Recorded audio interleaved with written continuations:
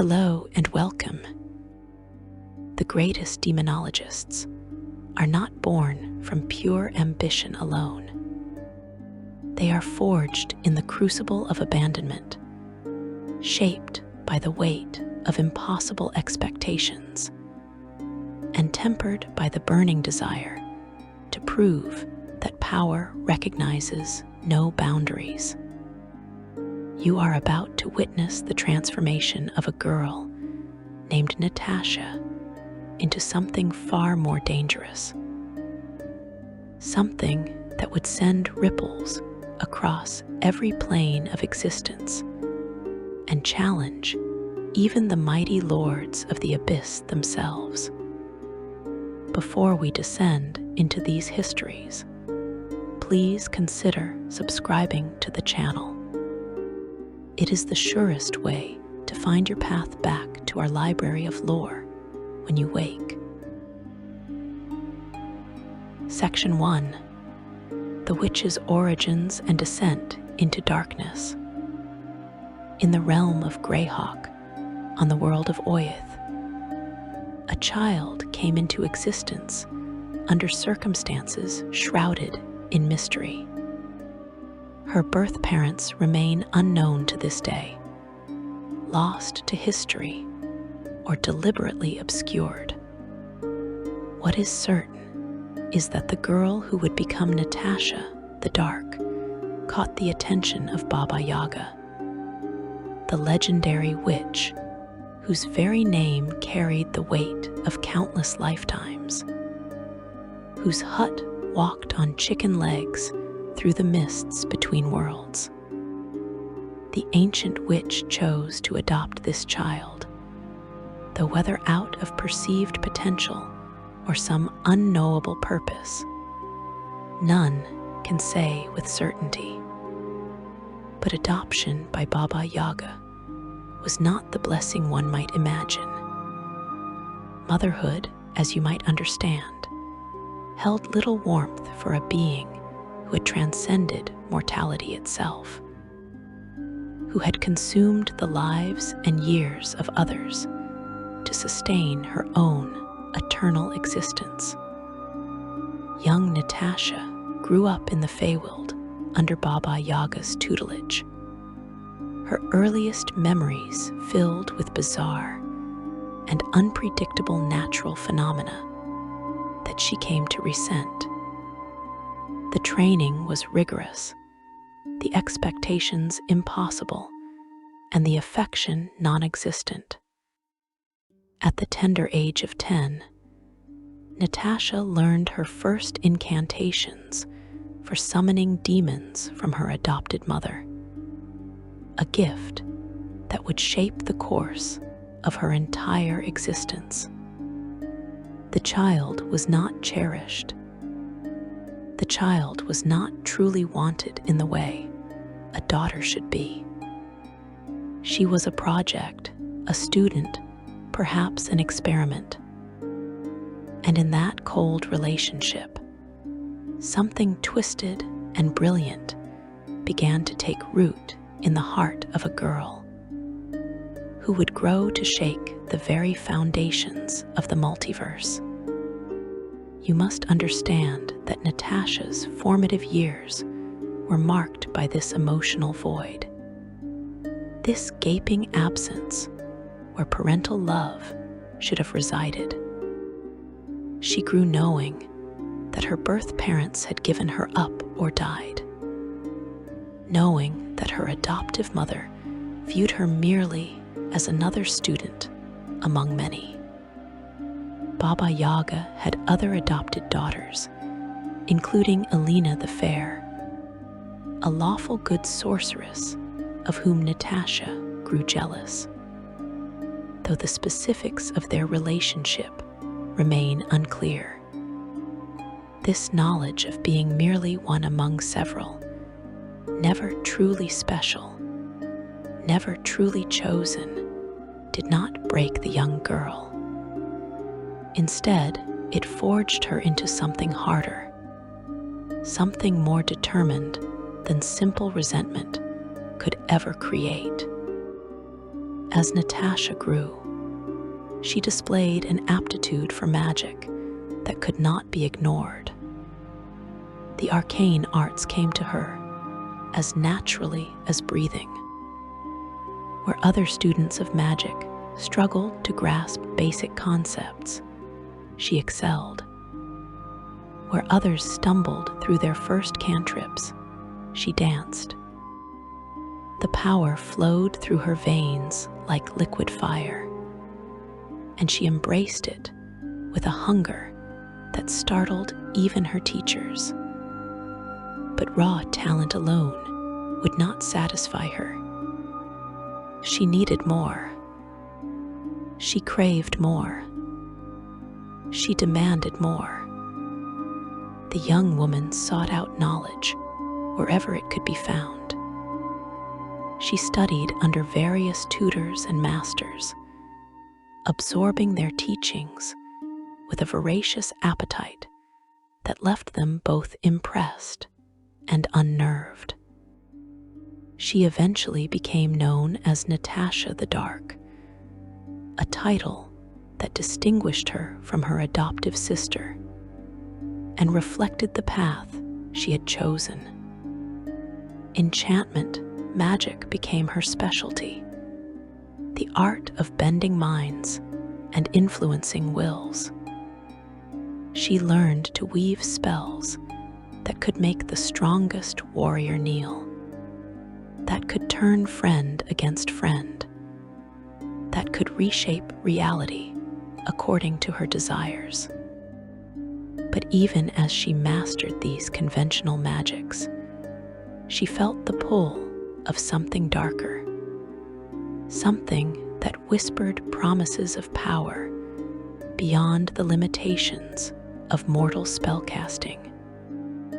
The name Natasha began to fade, replaced by something more fitting for the sorceress she was becoming. She took the name Tasha, a simpler version that would become legendary in its own right. Under this name, she would develop spells that wizards across countless worlds would study for generations. Tasha's hideous laughter, a spell that could reduce even the most stoic individual to helpless mirth. Tasha's mind whip, an enchantment that could lash at the very thoughts of her enemies. These were not the works of a mere practitioner. These were the creations of someone who understood magic on a fundamental level.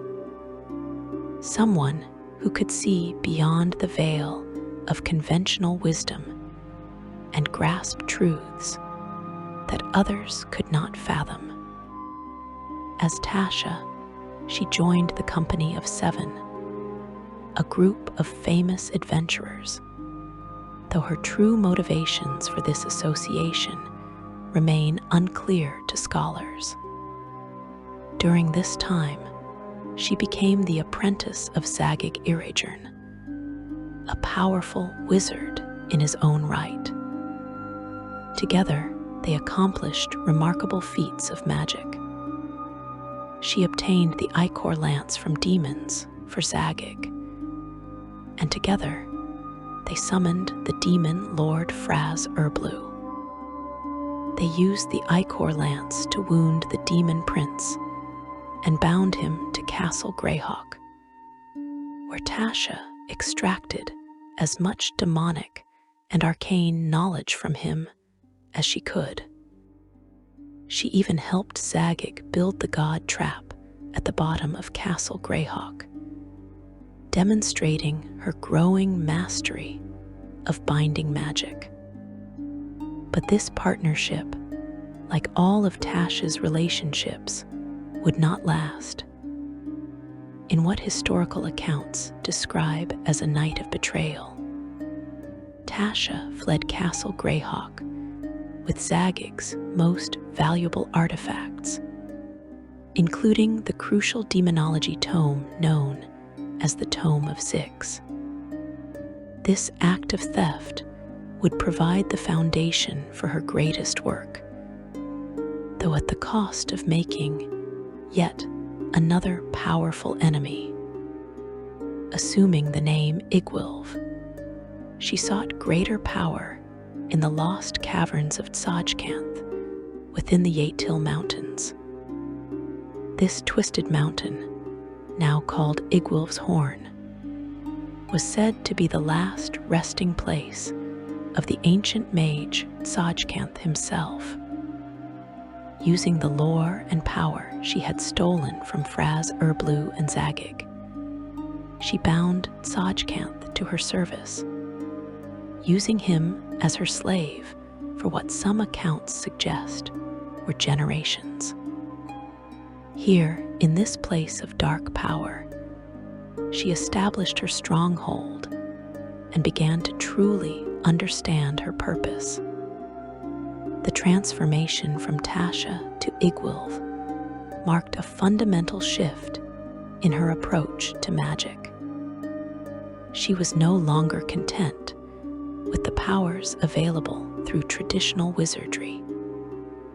No matter how impressive her spell creations had been, the material plane, the prime material as it was known, held too many limitations. The magic accessible there, while powerful, paled in comparison to the raw, chaotic energies that churned through the abyss.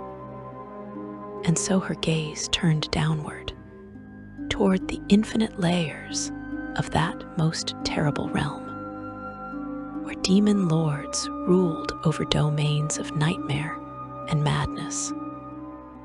You see, the abyss called to her in ways that proper mages would find horrifying. Where others saw only chaos and destruction, she saw opportunity.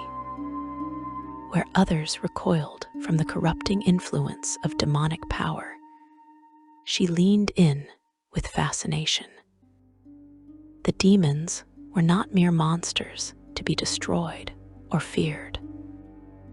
They were sources of knowledge, repositories of power that had existed since the dawn of creation. They understood magic in ways that mortal spellcasters could never naturally grasp. And Iggwilv intended to take that understanding for herself.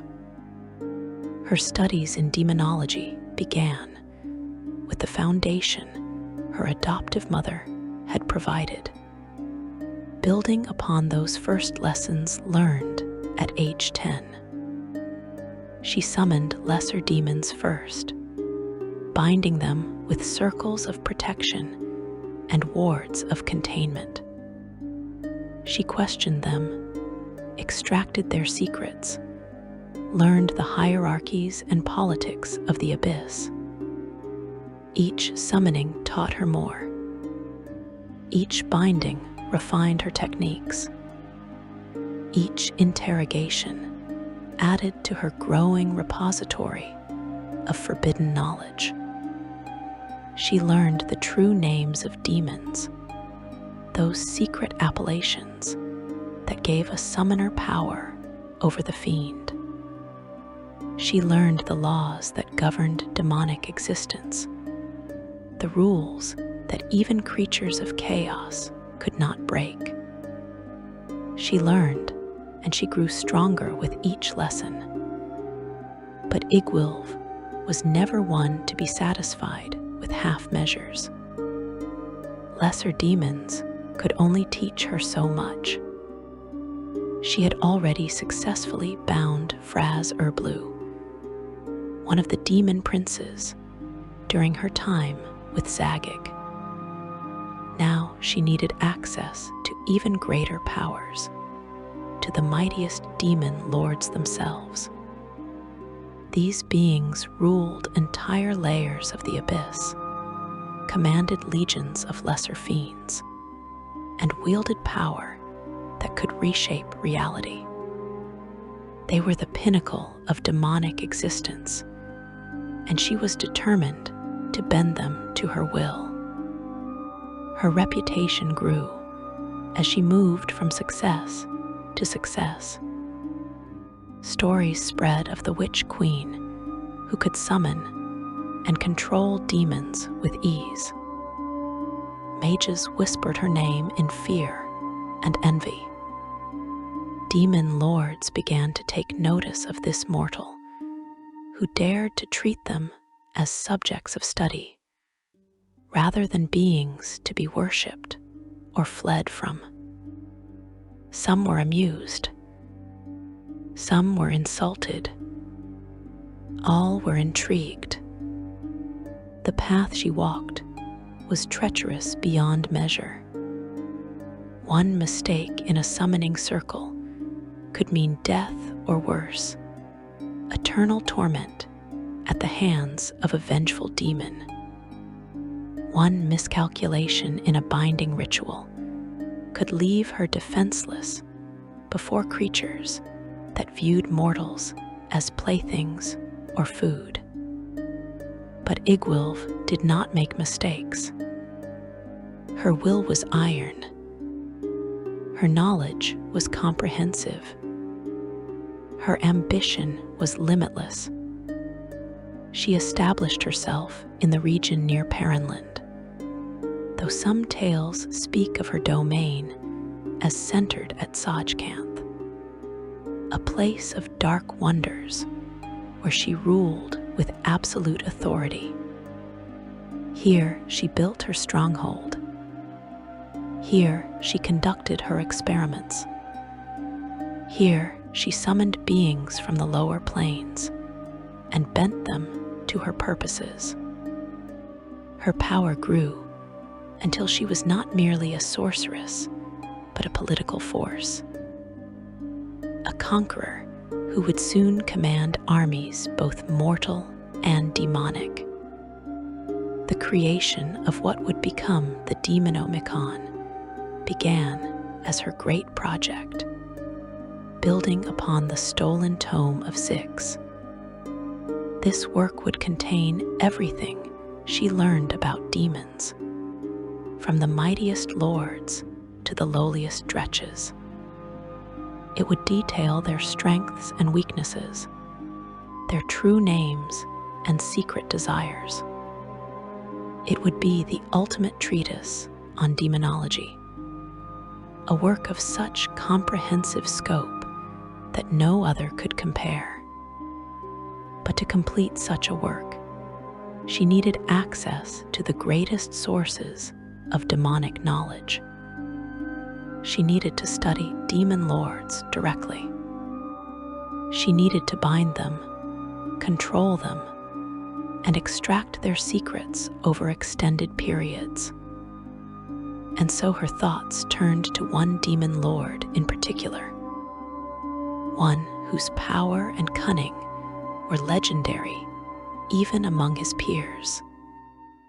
Graz'zt, the Dark Prince, ruler of Azagrat, a being of such terrible beauty and cruel intelligence that he had seduced and destroyed countless mortals throughout the ages. He was known for his charm, his sophistication, his ability to appear almost mortal despite his fiendish nature. Where other demon lords reveled in their monstrous forms, Graz'zt presented himself as the perfect picture of dark nobility. Where others ruled through raw terror, he wielded manipulation and seduction as weapons more effective than any blade.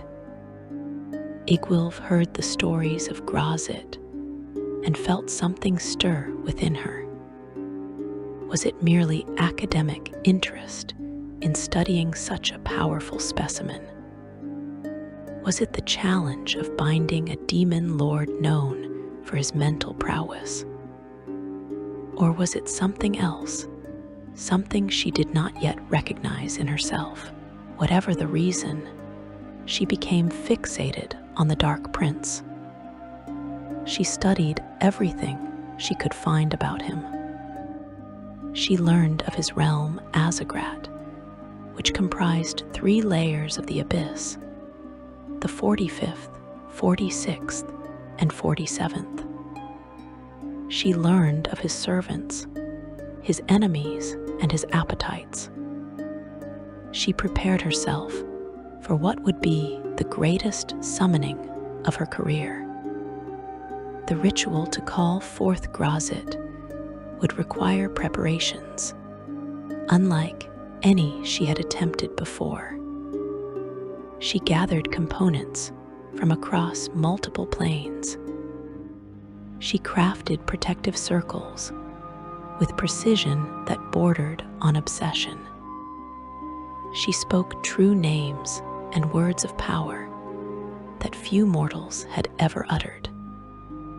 And when everything was ready, when the stars aligned and the barriers between planes thinned, she reached out across the vast gulfs of reality and demanded that the Dark Prince answer her call.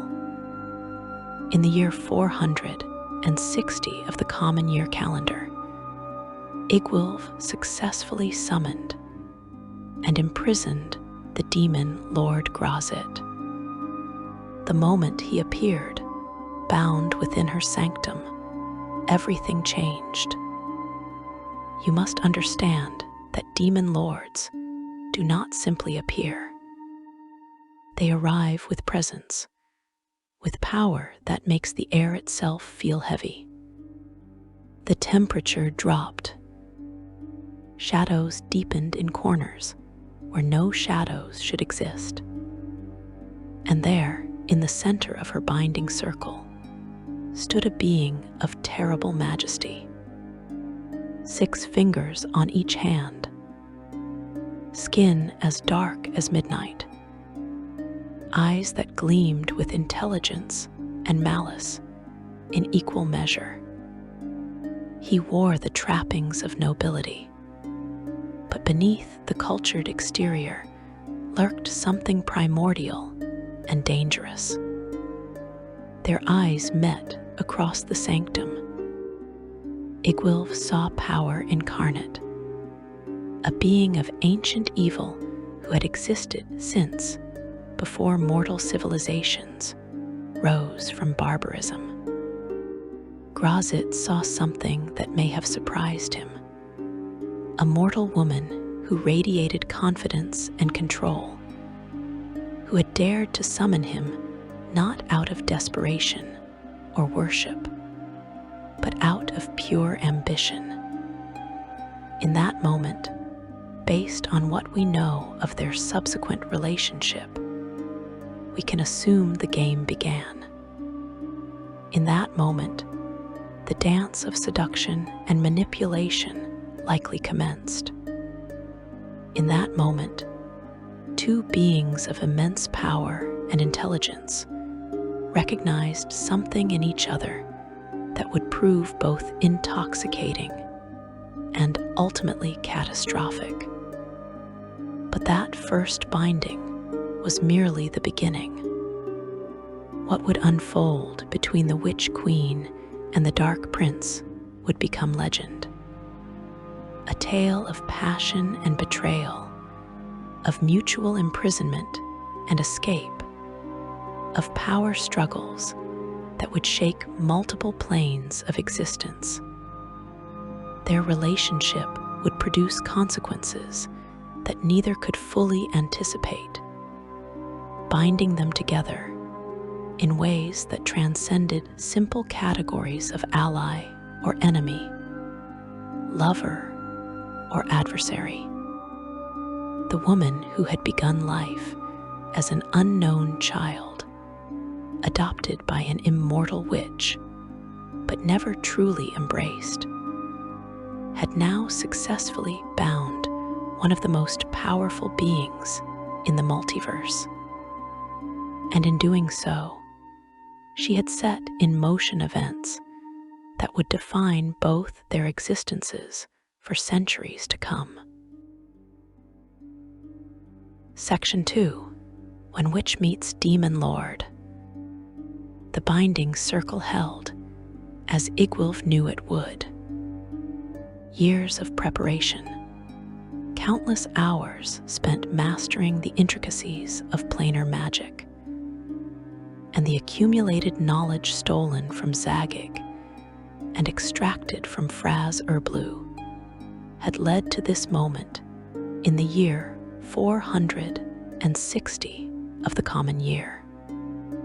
Graz'zt stood contained within the geometric perfection of her protective wards, and this time, containment would equal control. With this demon lord, with the Dark Prince of Azagrad, you need to understand that most demons, when summoned and bound, react with rage. They howl and threaten. They hurl themselves against their invisible prison. They promise torment and death to their summoner. But Graz'zt did none of these things, or if he did, the accounts do not record such outbursts. What we know is that Iggwilv had successfully accomplished what few mortals had ever dared attempt. She had captured one of the most powerful demon lords in the abyss, and she intended to keep him. The Dark Prince stood before her, a being of terrible majesty, 6 fingers on each hand, skin as dark as midnight, eyes that gleamed with intelligence and malice in equal measure. He wore the trappings of nobility, for Graz'zt had always been known for his sophistication, his ability to appear almost civilized despite his fiendish nature. Where other demon lords reveled in their monstrous forms, he presented himself as the perfect picture of dark elegance. And now he was her prisoner, bound by magic she had perfected over decades of study and practice. Iggwilv wasted no time in beginning her interrogations. She questioned him about the nature of the abyss, about the infinite layers and their rulers. She demanded to know the true names of demons, the hierarchies that governed their chaotic realm, the secrets that only a demon lord of his stature could possess. This was why she had summoned him, after all. Not for worship, not for power granted through demonic pacts, but for knowledge. Pure, comprehensive, invaluable knowledge that would allow her to complete her great work. But something unexpected happened during those long sessions of interrogation and study. The exact nature of how their relationship transformed remains unclear, obscured by time and the private nature of what transpired between them. What historical records suggest is that Iggwilv, who had imprisoned Graz'zt to serve her purposes, somehow fell under his influence even while he remained bound. The demon lord, master of seduction and manipulation, began to work his particular magic upon his captor. Graz'zt was, after all, the demon prince of pleasure, decadence, and unlimited self-indulgence. His power lay not just in raw might, but in his ability to corrupt and tempt, to find what mortal hearts desired most, and offer it to them in ways that led to damnation. And Iggwilv, for all her power and brilliance, was not immune to such manipulation. She had spent her life seeking recognition, trying to prove herself worthy in the eyes of an adoptive mother who had never truly valued her. She had conquered territories and bound demons, yet something remained unfulfilled within her.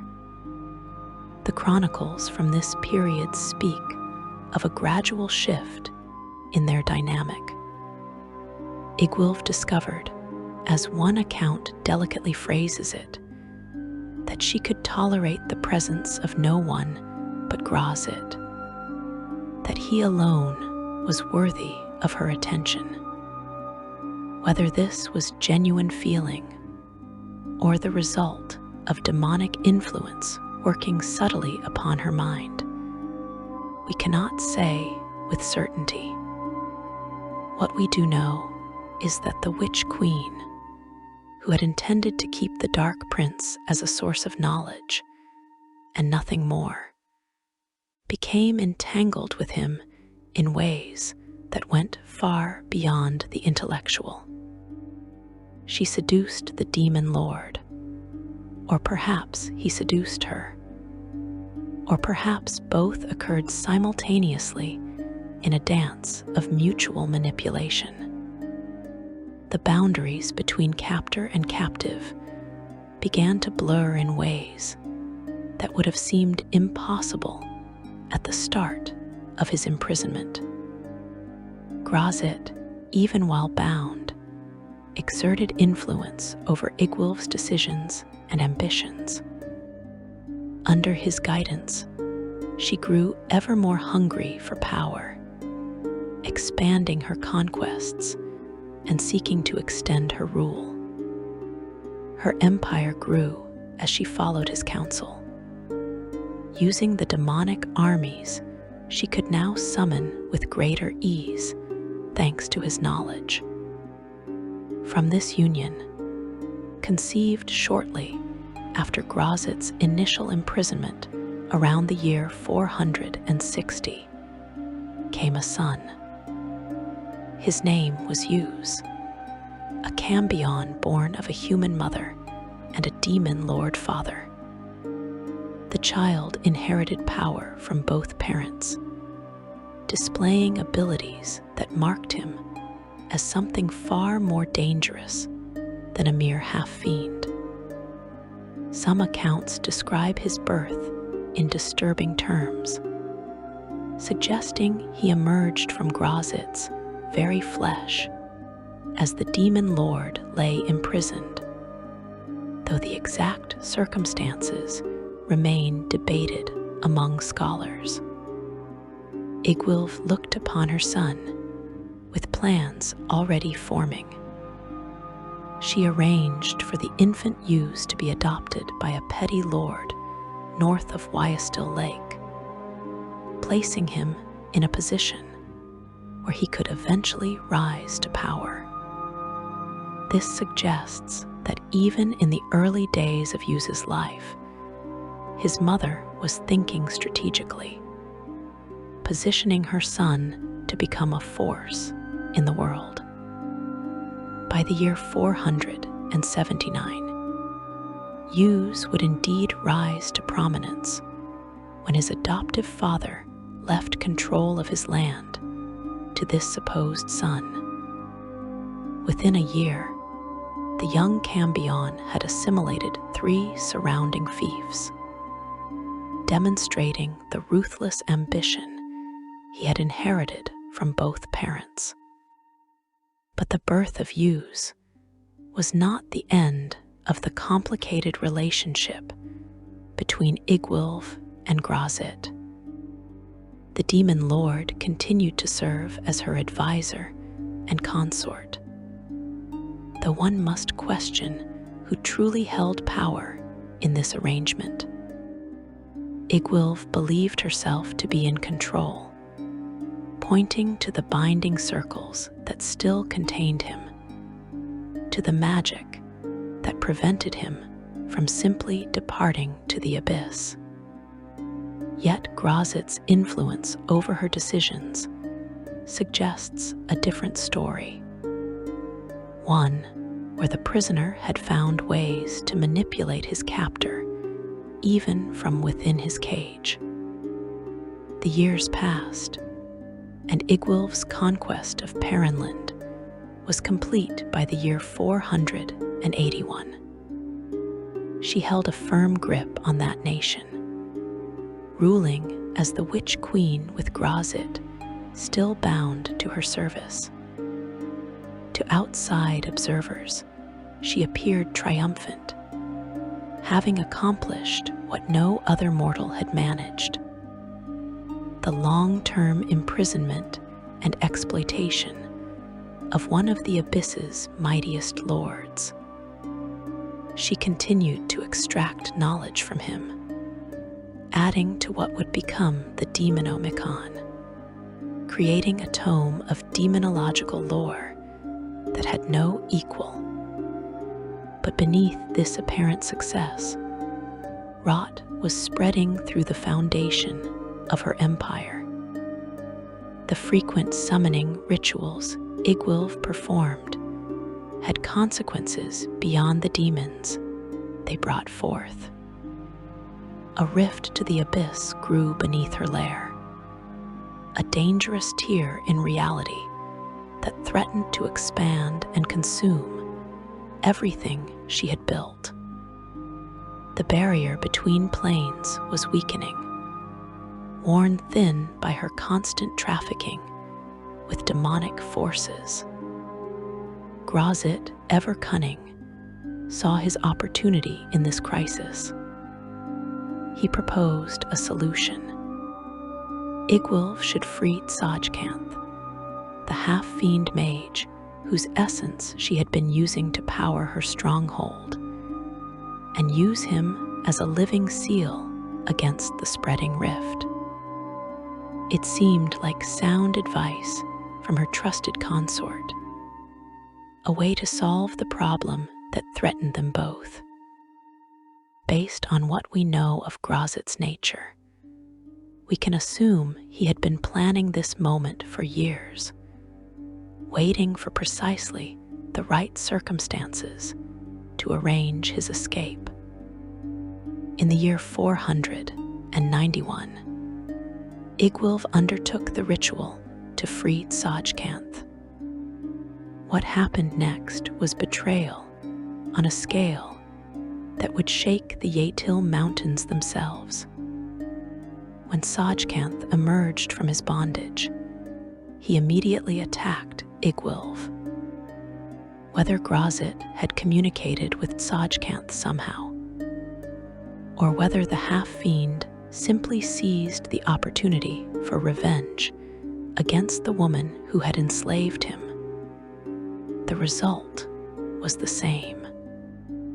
Iggwilv found herself fighting for her life against a powerful opponent. She defeated Tsajcanth, demonstrating once again her formidable magical prowess. But the battle left her weakened, her magical reserves depleted, her defenses compromised. And in that moment of vulnerability, Graz'zt struck. The Dark Prince, who had waited over 3 decades for this opportunity, attacked without mercy. His resentment at being held prisoner, at being exploited and displayed, as if he were a pet rather than a sovereign lord of the abyss, erupted in a fury that historical accounts describe as titanic. The battle between Iggwilv and Graz'zt was cataclysmic. The ground shook. The mountains trembled.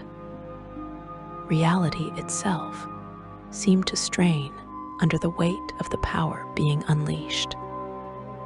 Here was the Witch Queen, the greatest demonologist who had ever lived, facing the demon lord she had imprisoned and seduced, in a confrontation that would determine the fate of her entire empire.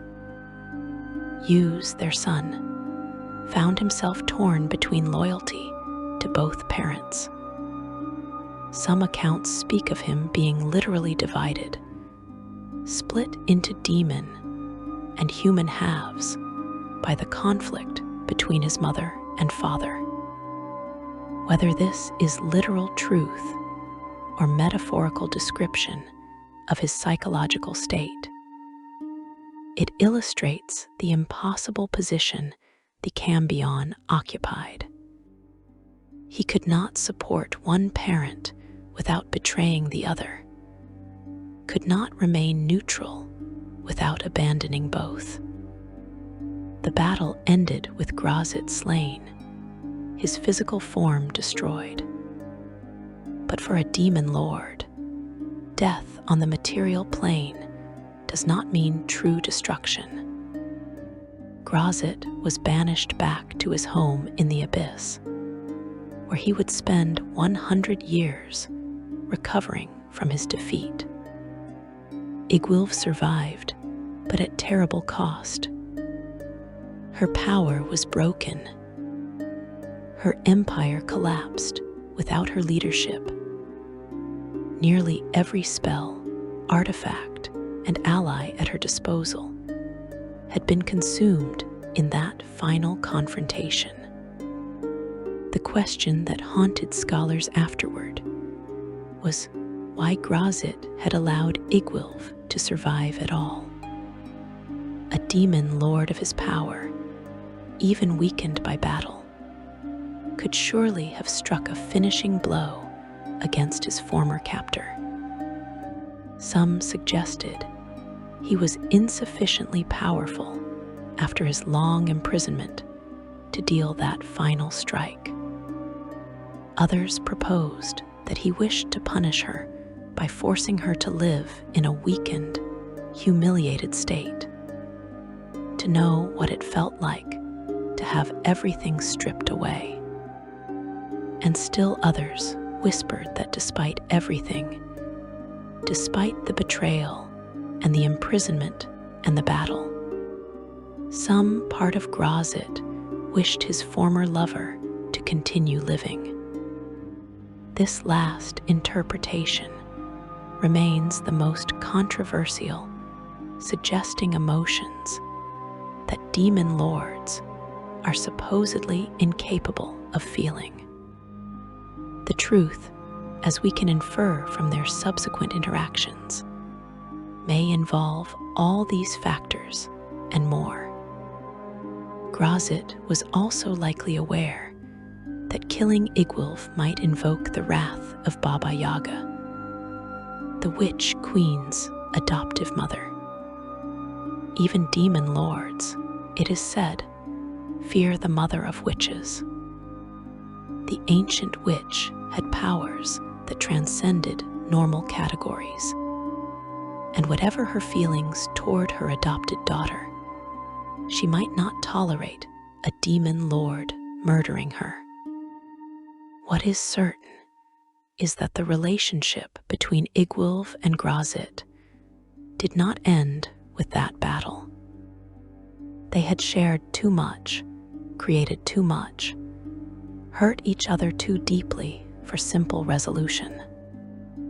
The son they had conceived still walked the world, growing in power and ambition.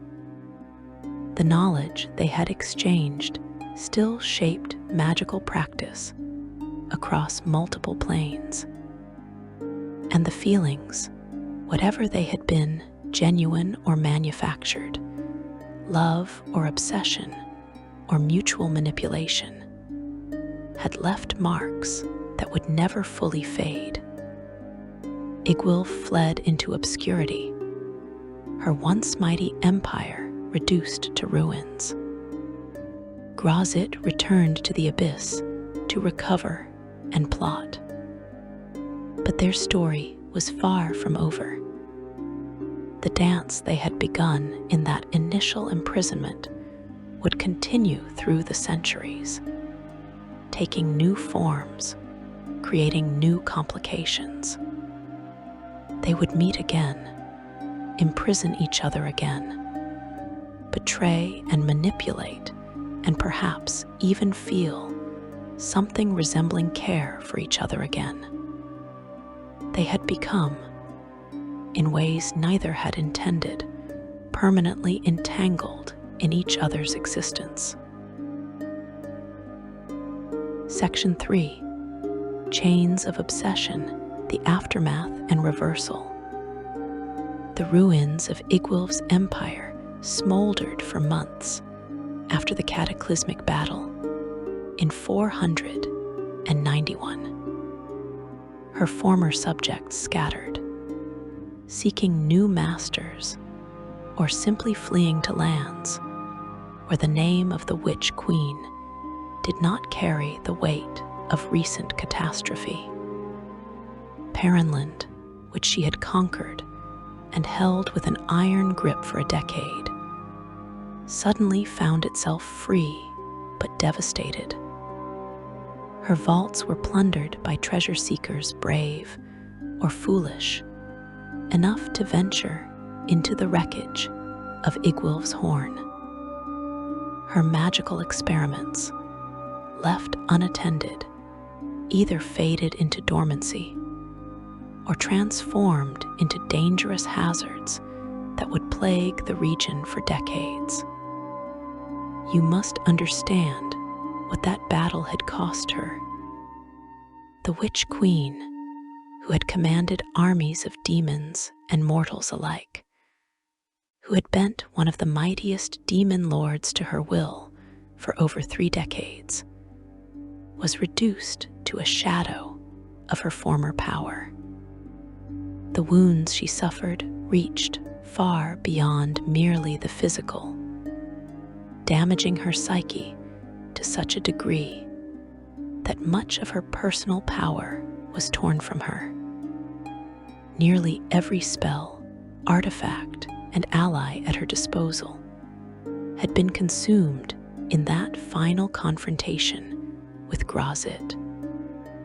She had won, technically, forcing the Dark Prince to flee back to the Abyss, where he would spend the next century recovering from his defeat. But victory had never tasted so much like defeat. Iggwilv fled into obscurity, becoming a figure of rumor and legend rather than an active force in the world.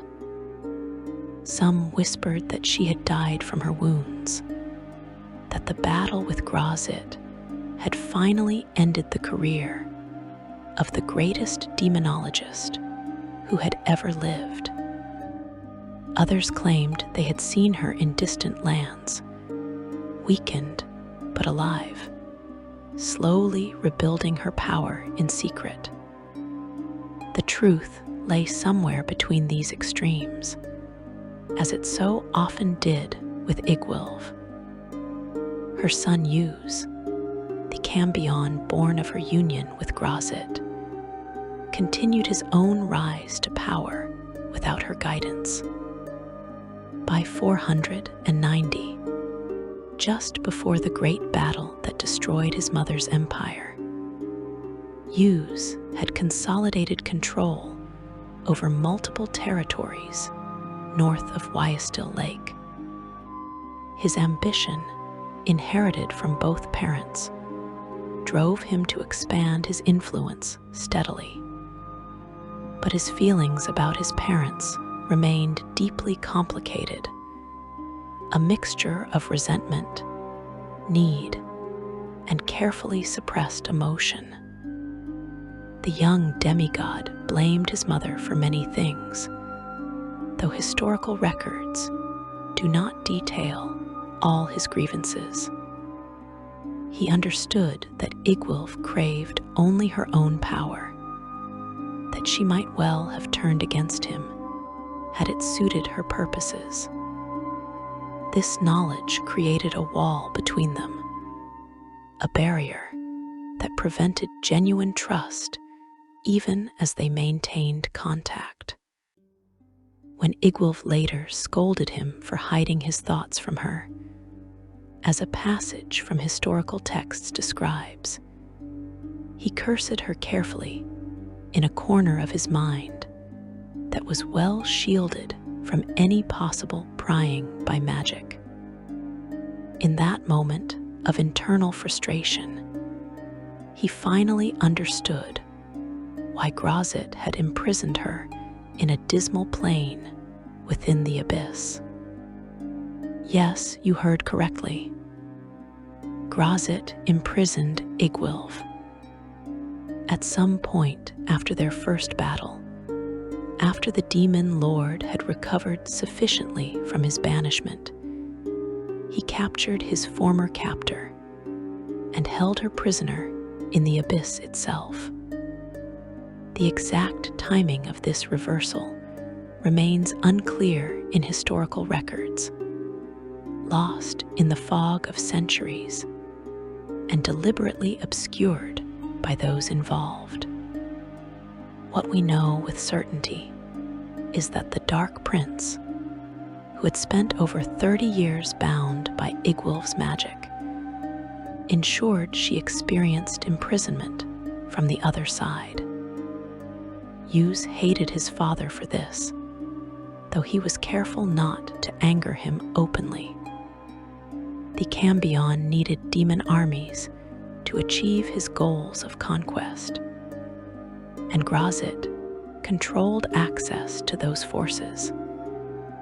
After a certain point in his expansion, Yuz continued to summon demons, but only with the permission of his demon lord allies, particularly Pazuzu and Graz'zt.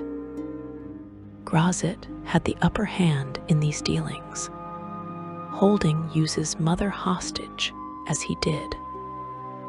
The situation placed the Cambion in an impossible position, forced to work with the being who imprisoned his mother, while simultaneously understanding that his mother might betray him if freed.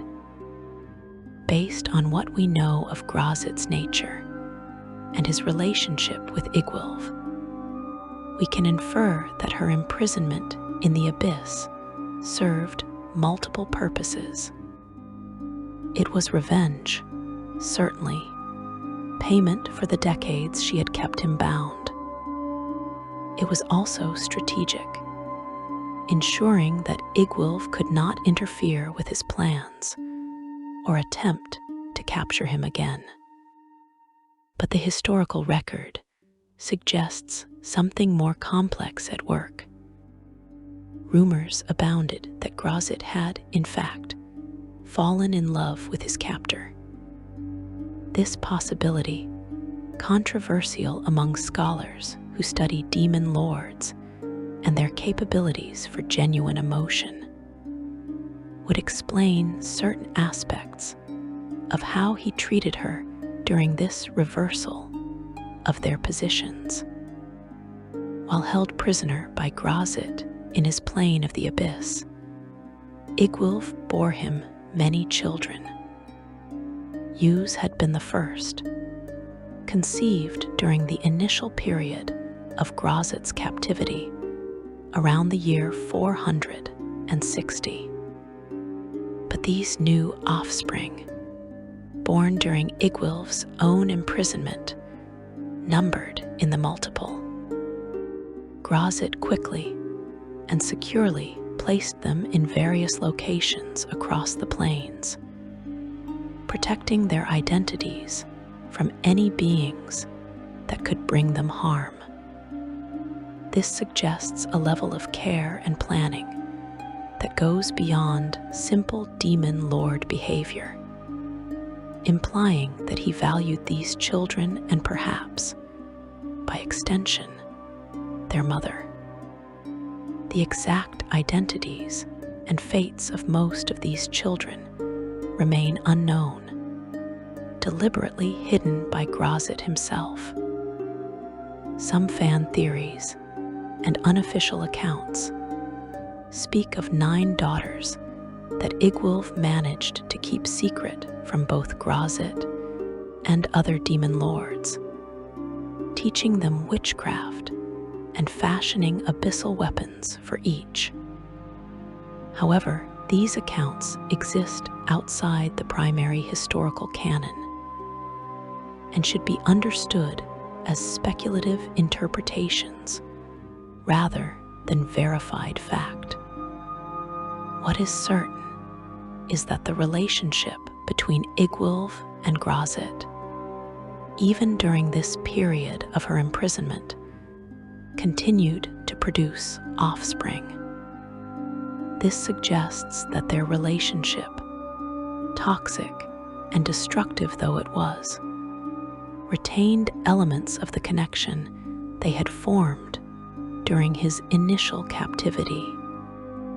Dragon Magazine 414, in an article examining their affair, notes that they kept capturing each other, a cycle of imprisonment and escape that seemed almost routine. When Graz'zt escaped her binding, he eventually imprisoned her in his realm. The back-and-forth nature of their conflict suggests an obsession that transcended simple revenge, binding them together in ways that neither could escape. Graz'zt, another of Iggwilv's children, presents an interesting contrast to her half-brother Iggwilv. Born sometime during Iggwilv's reign over Perenland, Graz'tz's father remains unknown, though scholars agree it was almost certainly not Graz'zt. Based on the timeline, her conception likely occurred during a liaison with a human of some power, perhaps during one of the periods when Iggwilv's attention turned to mortal concerns. Graz'zt possessed raven tresses and ruby-red lips, and she led her mother's armies in the conquest of Perenland and surrounding territories.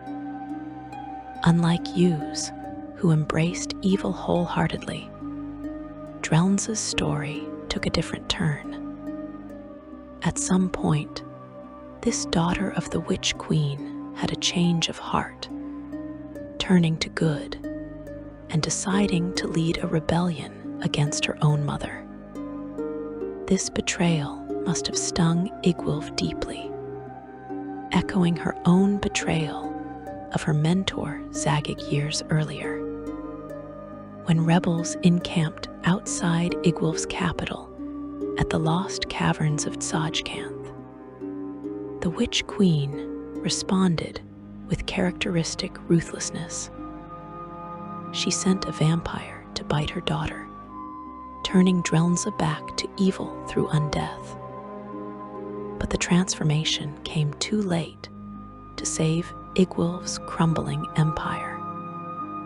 The rebels won, and Iggwilv imprisoned her wayward daughter for what she intended to be eternity before fleeing into exile. The Demonomicon, Iggwilv's masterwork that she had built upon the stolen tome of Zyx, had its own complicated journey during this period. The tome contained the knowledge Graz'zt had provided during his imprisonment, secrets of the abyss that no other mortal possessed.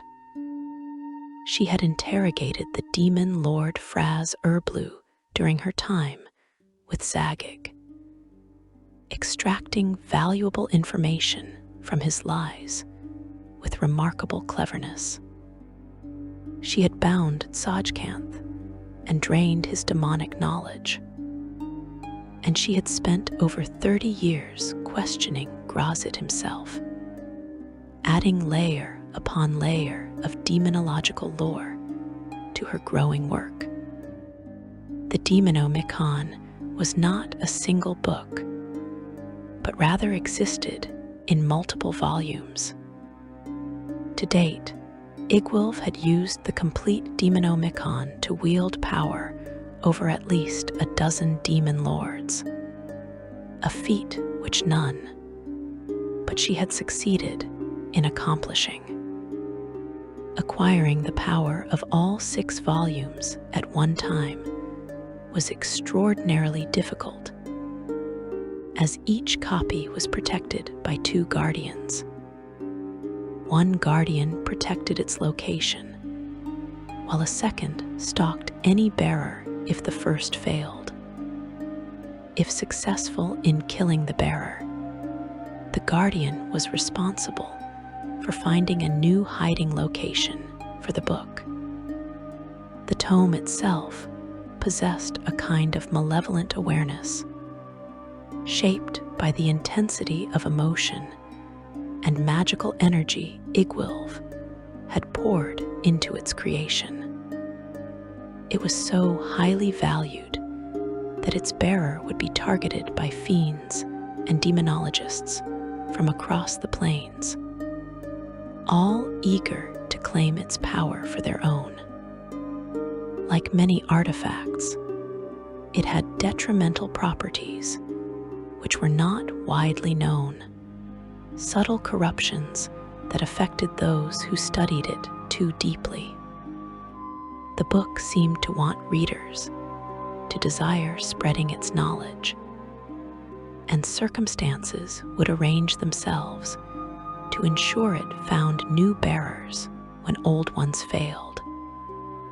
During the chaotic period following Iggwilv's defeat and subsequent imprisonment by Graz'zt, the Demonomicon's fate becomes unclear in historical records. Various copies circulated across the plains, passing from hand to hand, each owner drawn to its power and ultimately destroyed or corrupted by it. Wizards who studied the Demonomicon found their research transforming in disturbing ways, leading them down paths toward damnation. Some were killed by the creatures they summoned using its knowledge. Others were driven mad by the revelations they uncovered. A few became so enamored with demonic power that they willingly surrendered their humanity. The years turned into decades, and the decades into a century. Graz'zt eventually released Iggwilv from her imprisonment in the abyss, though the circumstances of this release remain unclear. Some accounts suggest she escaped through her own power, having slowly rebuilt her magical strength even while captive. Others indicate that Graz'zt released her deliberately, having extracted what he wanted from her imprisonment, just as she had once extracted knowledge from his. Based on what we know of their pattern of behavior, both explanations could be partially true. What is certain is that by the time of the Greyhawk Wars, which occurred in the years 582 through 584, Iggwilv had recovered most of her power. She returned to Oyth and secretly supported Hughes during his campaigns of conquest. The three of them, Iggwilv, Graz'zt, and Hughes, had formed a loose power block despite their complicated history. Each had their own motives and ambitions, their own plans for seizing control of the world. But they recognized that their combined strength made them formidable, and so they maintained a tentative alliance that amplified all their influences. This alliance, fragile though it was, demonstrated how thoroughly their lives had become entangled. Hughes worked with the father who had imprisoned his mother, and the mother who might betray him at any moment. Iggwilv coordinated with her former captor and her power-hungry son. Graz'zt maintained relationships with both the woman he had repeatedly captured and been captured by. and the Cambion's son, who resented him. They could not escape each other, bound together by blood and history, and the knowledge that their greatest strengths emerged when they cooperated, however reluctantly. The cycle of imprisonment and escape, of betrayal and reconciliation, had become a defining pattern of their existence. Dragon Magazine's examination of their affair noted this explicitly. They kept capturing each other, as if this was simply what they did, an eternal game with no clear winner or end. Each time one gained the upper hand, circumstances would eventually shift, reversing their positions once more. And through it all, despite the hatred and revenge and mutual manipulation, something persisted between them that defied simple categorization. You can see how their story had evolved from that first summoning in 460. What began as a simple imprisonment of demon by demonologist had transformed into something far more complex and enduring. They had been captor and captive in both directions. They had been lovers and parents. They had been allies and enemies. And through all these transformations, they remained bound to each other in ways that transcended any single role or relationship. Section 4. The Demonomicon and Lasting Scars.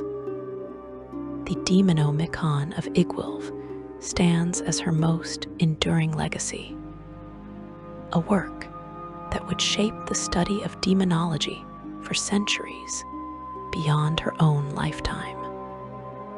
Built upon the foundation of the stolen tome of Zix, expanded with knowledge extracted from Fraz Erblu's carefully crafted lies, enhanced with secrets pulled from the bound Sajkanth, and completed with 3 decades worth of interrogations of Graz'zt himself.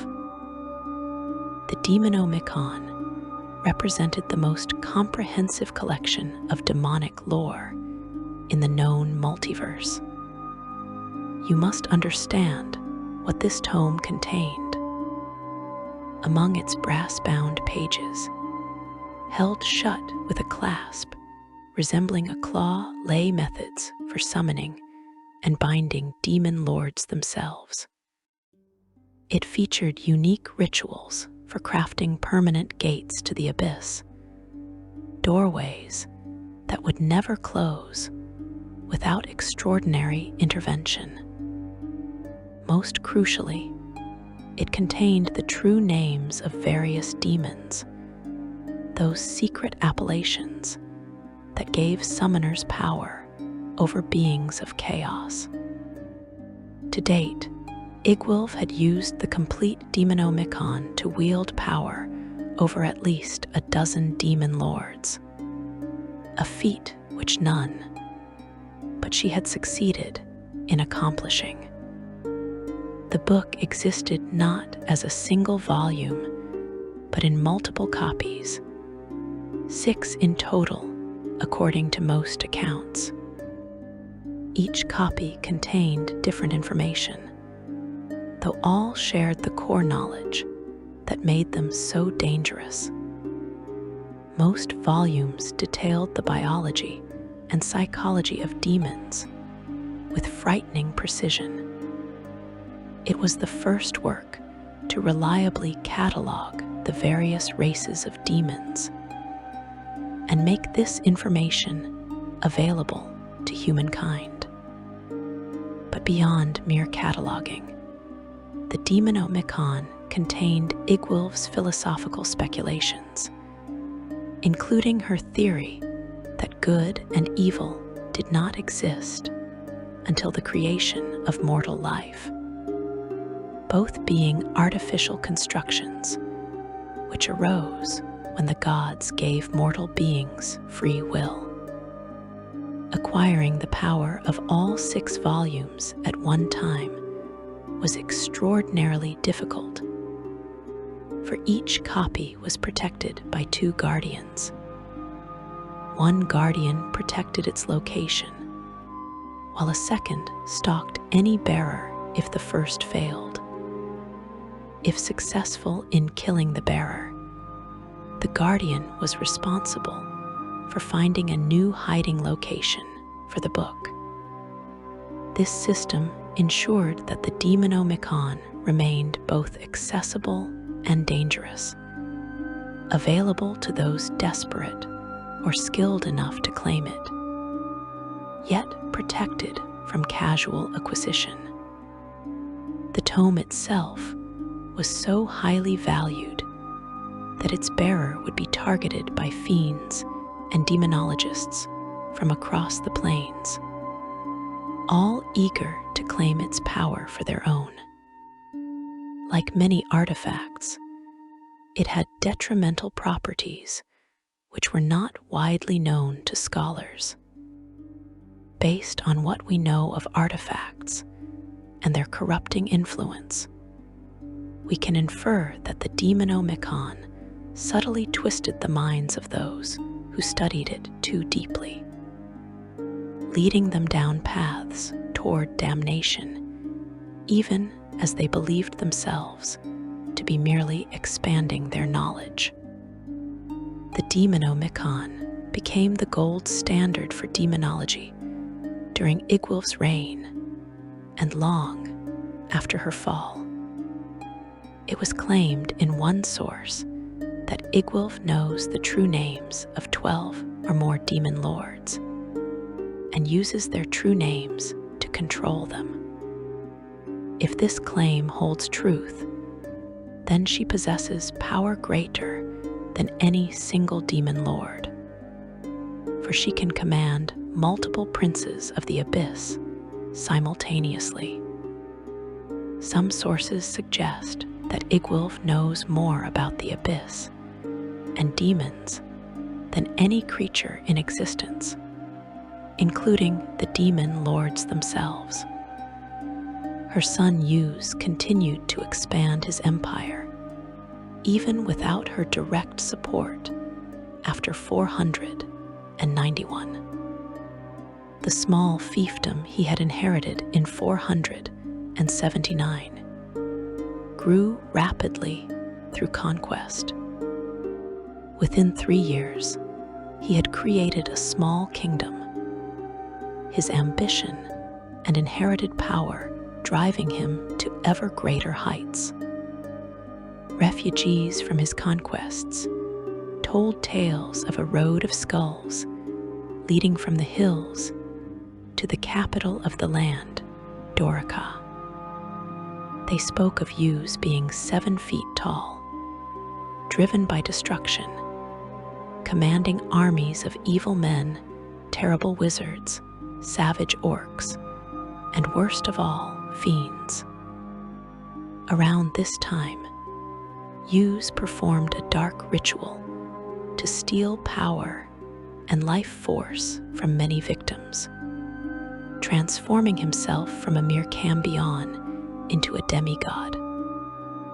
This ascension marked a critical turning point in his existence, elevating him beyond his half-fiend nature into something that commanded worship and fear across multiple planes. His titles multiplied. The Old One, Old Wicked, the demigod of deceit, evil, oppression, pain, and wickedness. While Iggwilv fled Oath in 491 after her fight with Graz'zt, her son's conquest continued. Furiondi tried and failed to organize an effort to stop his expansion. Yuz received magical support from his mother when she could provide it. their relationship complicated but functional when their interests aligned. The empire began as a small fiefdom in the Howling Hills, nominally a tribute state to Furiondi, but mostly independent, and grew into a force that threatened the entire region. In 505, disaster struck the Cambion-turned demigod when Zagig, Iggwilv's former mentor, captured Use in the God Trap beneath Castle Greyhawk. This imprisonment would last 65 years, during which time the empire was partially maintained by loyal clergy, becoming a theocracy dedicated to Use around Doraka. In other parts of the empire, splinter groups broke off under various petty warlords, many of whom impersonated Use to maintain their own power. The most notable of these groups was the Horned Society, who took over Malag in 513. Use returned in 570 and began systematically eliminating the impostors who had claimed his identity. However, he did not recapture the southern part of his former empire, controlled by the Horned Society, until 583. During the Greyhawk Wars, which raged from 582 through 584, Use took the opportunity to expand even further. Iggwilv returned to Oyth and secretly supported her son during these campaigns of conquest, demonstrating that despite their complicated relationship, they could work together when it served their purposes. But Iggwilv's own journey had taken her to unexpected places during the long centuries after her battle with Graz'zt. At one point, she moved to Niflheim, the second layer of Hades, though the reasons for this sojourn remain unclear. Sometime later, she settled in the abyss itself, immersing herself once more in the study of demon summoning and lore regarding demonic spirits. She sought to garner more power for herself, continuing the work that had defined her life since childhood. But her time in the abyss made her many enemies among the chaotic fiends. The demon lords did not forget that she had imprisoned several of their number, extracting their secrets and using their true names to command them. They did not forgive her relationship with Graz'zt, the cycles of imprisonment and escape that had humiliated one of their mightiest princes. Eventually, the danger became too great, and Iggwilv fled to worlds beyond for her safety. In what could be interpreted as either strategic retreat or genuine transformation, Iggwilv made a decision that would reshape her existence. She moved to the Feywild, that realm of beauty and madness that mirrored the material plane in strange ways.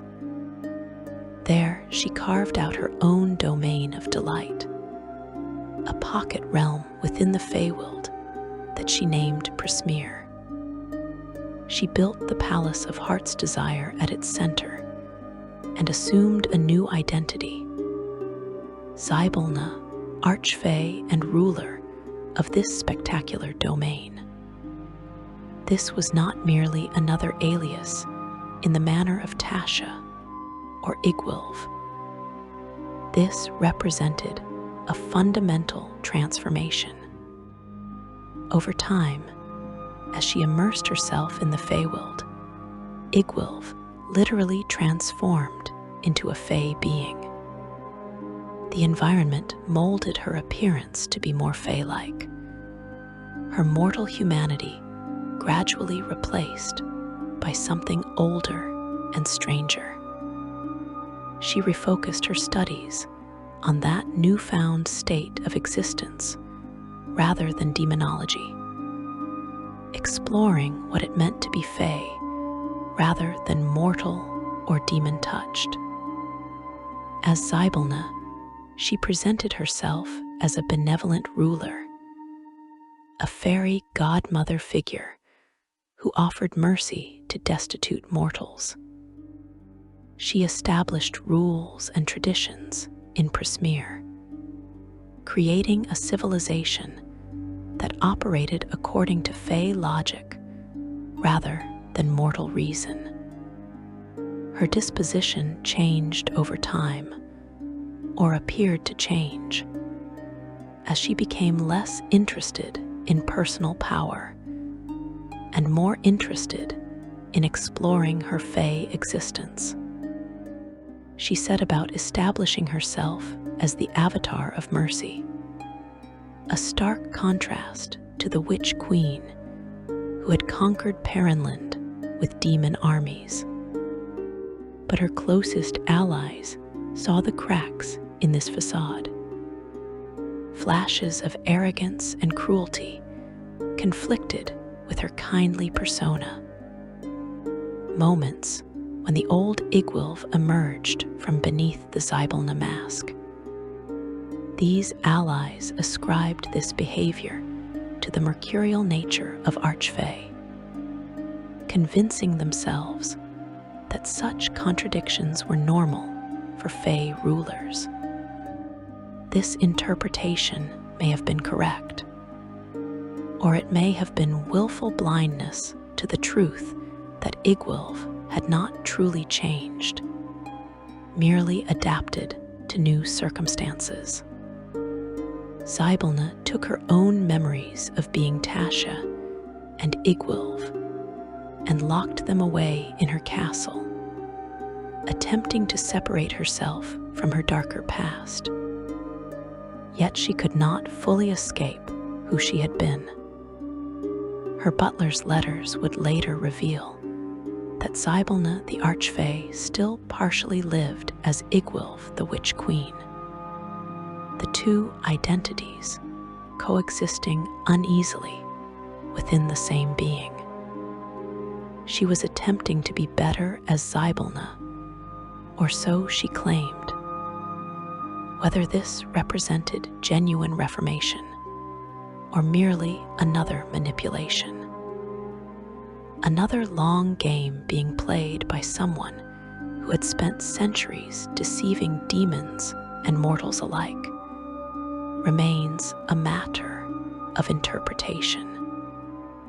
The transformation was complicated by her relationships. Zybilna formed a connection with a woman named Isolde, owner of the Witchlight Carnival. After a few visits, Zybilna hired a fiend known as the Caller to kill all of Isolde's companions, leaving Isolde alone and vulnerable. Zybilna then took advantage of Isolde's grieving state and gifted her the Witchlight Carnival to bring her comfort, ensuring constant access to Prismeer. Later, Zybilna removed Isolde's memories of their relationship, another act that suggests her methods had not fundamentally changed, even if her goals had evolved. Her transformation was also challenged by her adoptive sisters from Baba Yaga's household, 3 witches known as the Hourglass Coven, true daughters of Baba Yaga, unlike the adopted Natasha, became consumed with jealousy when Iggwilv surpassed them in power and carved out a Feywild domain for herself. Scabatha Nightshade, Bavlorna Blightstraw, and Endelyn Moongrave loathed each other's company, but their jealousy united them in a plot to overthrow Zybilna. Over time, the hags of the Hourglass Coven came to serve in Zybilna's court as advisors, gaining her trust through patience and careful manipulation. They waited for the perfect opportunity, and when it came, they struck with the ruthlessness that only true daughters of the Mother of Witches could manage. Using a magical cauldron and temporal magic, the hags trapped Zybilna, her court, and two warring factions in temporal stasis. Unable to decide who should rule, the hags carved up Prismeer, splitting it between the three of them. And so the woman who had imprisoned demon lords found herself frozen in time, trapped by those she had trusted. The irony would not have been lost on Iggwilv had she been conscious to appreciate it. She had betrayed Zagig, imprisoned Graz'zt, been imprisoned by Graz'zt in turn, and now found herself betrayed and imprisoned by her own adoptive sisters. The cycles of betrayal that had defined her relationship with the Dark Prince seemed to extend to all her connections, a pattern she could not escape. Graz'zt, recovered from his century of healing in the abyss, continued his own schemes across the plains.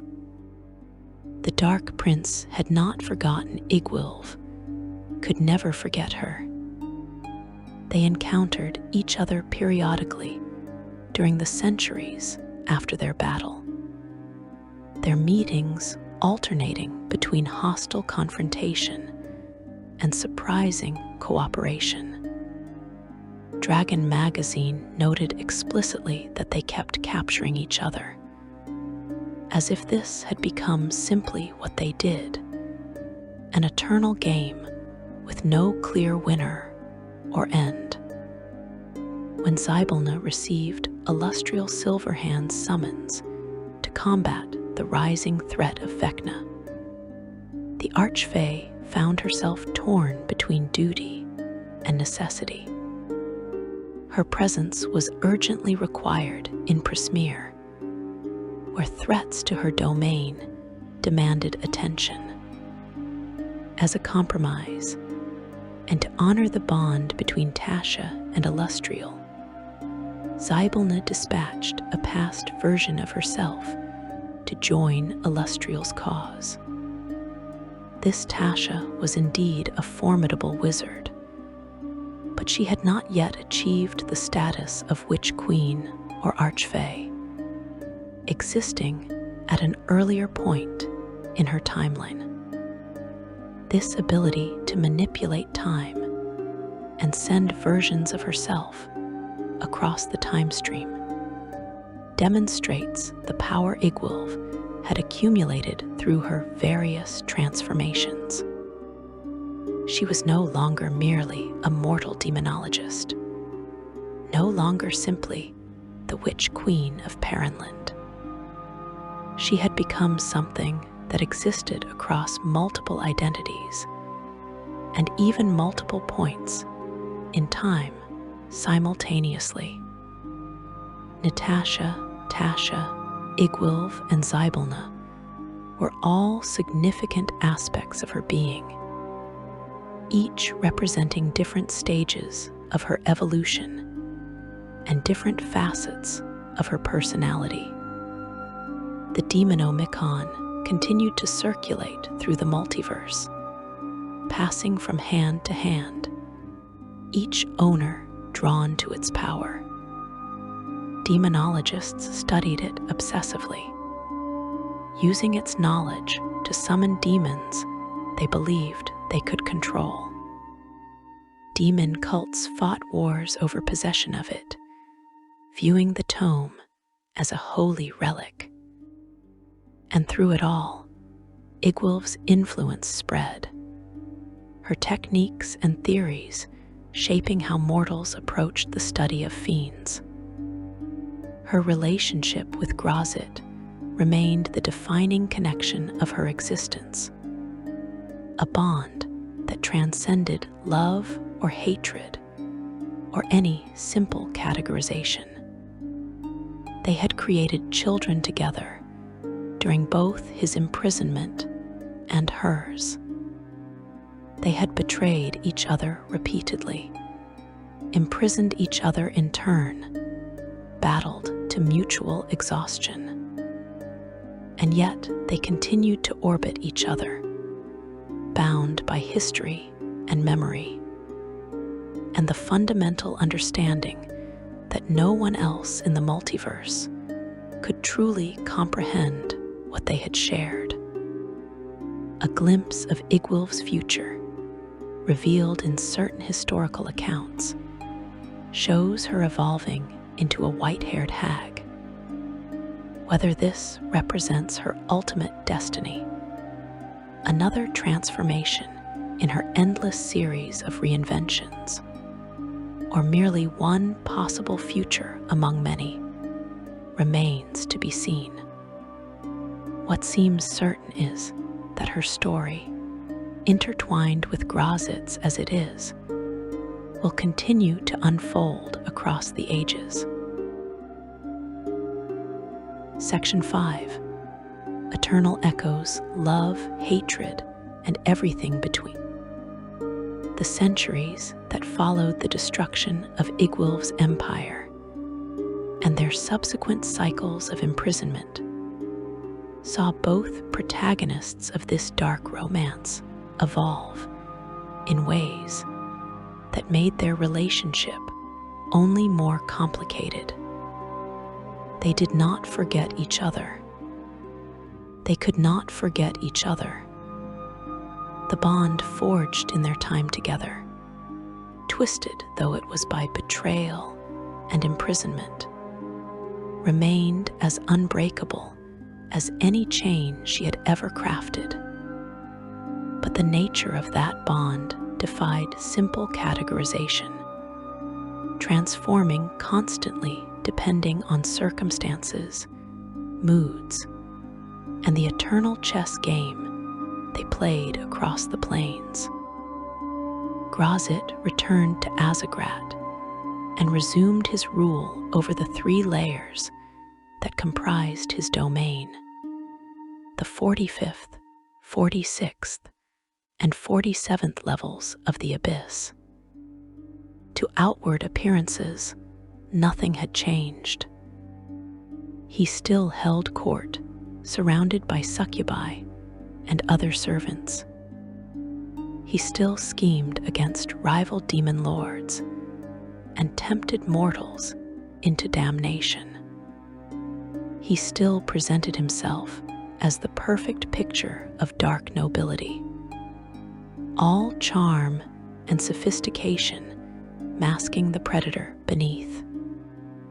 But those who knew him well noticed differences in how he approached certain matters, particularly those involving mortal summoners and demonologists.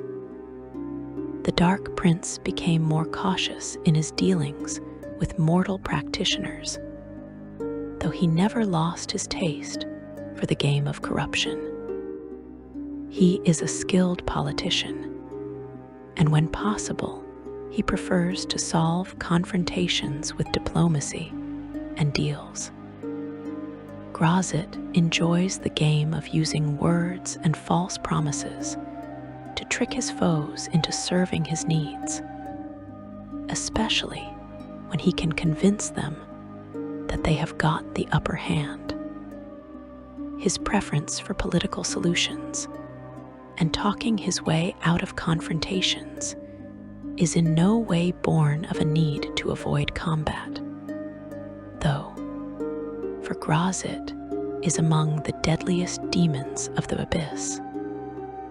his relationships with other demon lords intensified in ways that suggest Iggwilv's influence lingered even after their battles. Graz'zt's goal is nothing less than total conquest of the abyss. He despises the fact that Demogorgon is known as the Prince of Demons, and he covets that title more than anything else. His crusade to dominate the abyss proceeds with determination. His most recent triumph being the deposing of the demon prince of madness, Adamarchus. The violence of the eternal war between Graz'zt, Demogorgon, and Orcus rivals that of the Blood War itself, costing them unthinkable resources that could be put to use in battles against the Batezu. Based on what we know of his character, we can infer that this increased aggression stems at least partially from his need to prove himself after the humiliation of imprisonment. Graz'zt has made enemies of many other lords of the abyss as well, including Baphomet, Yinaghu, Malkanthit, Koschchi, and Saketh Benath. Each conquest, each victory, serves to demonstrate that he remains one of the mightiest demon lords, despite the decades he spent bound by a mortal woman. But his connection to that mortal woman never truly severed. The relationship between Iggwilv and Graz'zt defies conventional understanding, existing in a state that scholars describe with phrases like, "It's complicated." Iggwilv's ties with the demon Prince Graz'zt were constantly shifting. They were at times lovers, at others enemies, and each alternated between being the other's consort, prisoner, and master. Though trust was scarce, they shared no secrets. Both sought to manipulate or betray one another, yet also offered support or rescue when the other was in danger. In their own twisted manner, they genuinely shared a bond of love. This last statement, controversial among those who study demon lords and their capacity for emotion, finds support in multiple historical sources. Rumors abound that Graz'zt had, in fact, fallen in love with his captor. Graz'zt and Iggwilv had come to understand that they loved nothing more than hating each other, and they hated nothing more than loving each other. They constantly conspire against each other, each plotting to kill the other, but never coming close or totally willing to pull the trigger and bring down the blade. More than one adventuring party has met their deaths getting involved in the machinations of these two and the game they play. The exclusivity of their bond emerges in strange ways throughout the historical record. Graz'zt sought to kill every demon that had ever trafficked with Iggwilv, displaying jealousy that seems incongruous with his demonic nature. She used seduction to court other demons, making him jealous deliberately, and the threat of his wrath kept her safe from those she manipulated. Her ability to seduce and learn secrets gave him an edge over many of his enemies, and her arcane power and skill at summoning and banishing demons made her his greatest weapon. They became, in a sense, partners despite their mutual betrayals. Only Graz'zt is allowed to kill Iggwilv. Only Iggwilv is allowed to kill Graz'zt. They are two powerful, manipulative, seductive, driven creatures, eternally linked by love and hate, each other's greatest foe and greatest love. So no, there is no super romantic, lovey-dovey, so sweet it will make your teeth hurt flirting between these two. As one historical commentator dryly notes, their love, if it can be called that, manifests through imprisonment, betrayal, and a possessiveness that transcends reason. Accounts of their relationship are like trying to get the straight story out of two bitter divorcees. Both of them claim that they seduced the other, that they were always in control, that the other's influence was minimal at best. The truth, as we can infer from examining the full scope of their history, is that both were seducer and seduced. Both were manipulator and manipulated. They matched each other too perfectly for either to claim total victory. The Demonomicon continued to shape the study of demonology long after Iggwilv's empire fell. It became the gold standard, the work that all subsequent demonologists measured themselves against. The tome's influence extended across multiple worlds and campaign settings, from Greyhawk to the Forgotten Realms, spreading knowledge of demons and their hierarchies wherever it appeared. Over the book's history, no wizard succeeded in obtaining all volumes, though many tried. The guardians protecting each copy ensured that acquiring complete knowledge remained extraordinarily difficult. Iggwilv herself became legend, a name spoken in whispers by those who studied the darker aspects of magic. Young demonologists learned her story as both inspiration and warning. Here was a woman who had accomplished what no other mortal had managed, binding multiple demon lords, including the mighty Graz'zt himself. She had created the most comprehensive work on demonology ever written.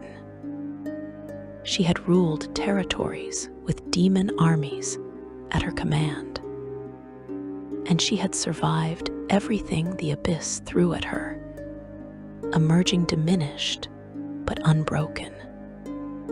But her story also served as caution. Do not believe you can control what you summon. Do not mistake temporary cooperation for genuine alliance.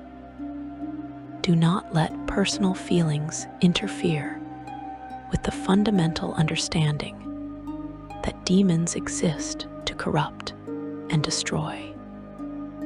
And most importantly, do not think that even the greatest power can protect you from the consequences of binding beings who will never truly forgive their imprisonment. Her transformation into Zybilna represented a fascinating evolution that divided opinion among those who studied her history.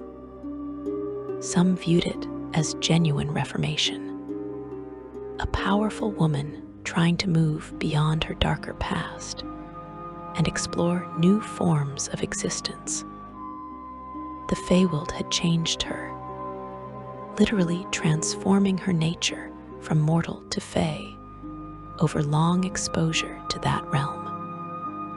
She established herself as the avatar of mercy, a fairy godmother figure who helped the desperate rather than exploiting them. Others remained skeptical, pointing to the flashes of arrogance and cruelty that contradicted her kindly persona. They noted that she had not destroyed the Demonomicon or renounced demonology entirely, merely shifted her focus temporarily. They observed that someone who had spent centuries manipulating demons and mortals would not suddenly become benevolent simply because she changed realms.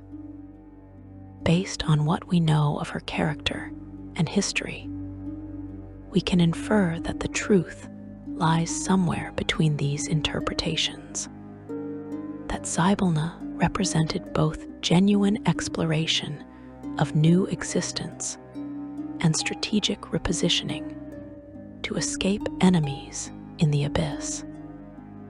The controversy over her character arc in modern interpretations reflects the complexity of her legacy. Some celebrate her as one of the most powerful and fearsome magic users in all of Dungeons and Dragons history. A pristine top-tier villain whose very name should make adventurers beg to fight the Tarrasque instead. They point to the Perrinlands, which are still having nightmares about the decade she ruled that land.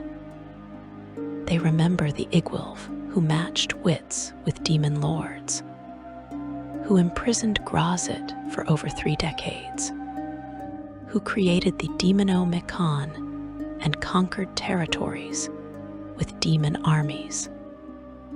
Others appreciate her evolution, seeing value in showing that even someone as deeply immersed in evil as Iggwilv could change, could seek something beyond mere power. The fact that she locked away her memories of being Tasha and Iggwilv in her castle suggests an active attempt to separate herself from that past. Her butler's letters reveal that she was attempting to be better as Zybilna, though she still partially lived as Iggwilv, the Witch Queen. This duality, this struggle between who she was and who she might become, adds depth to her character that simple villainy cannot match. The story of Iggwilv and Graz'zt became more than history. It became myth, a tale told to illustrate fundamental truths about power, ambition, and the dangers of believing oneself above the forces one seeks to control. Demonologists study their relationship not just for the magical techniques it reveals, but for the psychological insights it provides. Here were 2 beings of immense power and intelligence who became bound to each other through a combination of intellectual fascination, physical desire, and the recognition that they had finally found equals. Their children, scattered across the plains, carry forward the legacy of this union. Yuz continues to rule his empire on Oyeth, a demigod born of their first coupling. The other children, hidden away by Graz'zt to protect them, remain mysteries waiting to be uncovered. Each one represents another connection between the Witch Queen and the Dark Prince, another thread binding them together across the centuries. The Demonomicon ensures that Iggwilv's influence extends far beyond her personal actions. Every summoner who uses its techniques follows in her footsteps. Every demonologist who references its catalog of demon lords builds upon her foundation. Every wizard who attempts to bind fiends does so with knowledge she gathered, often at terrible cost. She fundamentally changed how mortals approach the study of demons, transforming demonology from desperate bargaining into methodical scholarship. Graz'zt's ongoing schemes continue to be shaped by his experience with Iggwilv, the dark prince who once might have dismissed mortal demonologists, as beneath his notice now understands their potential danger. He approaches such practitioners with caution mixed with interest, always aware that another Iggwilv might emerge from the ranks of ambitious summoners. And perhaps, based on what we know of his complicated feelings toward his former captor, he might even hope for such an emergence, seeking someone who could match the Witch Queen's combination of power and intelligence. Their pattern of mutual imprisonment and escape, documented in Dragon Magazine's examination of their affair, suggests a relationship that has moved beyond simple categories of enemy or ally. They kept capturing each other, as if this was simply what they did, an eternal game with no clear winner or end. When Graz'zt escaped her binding, he eventually imprisoned her in his realm. When she escaped or was released from the abyss, circumstances would eventually arise that brought them back into each other's orbits.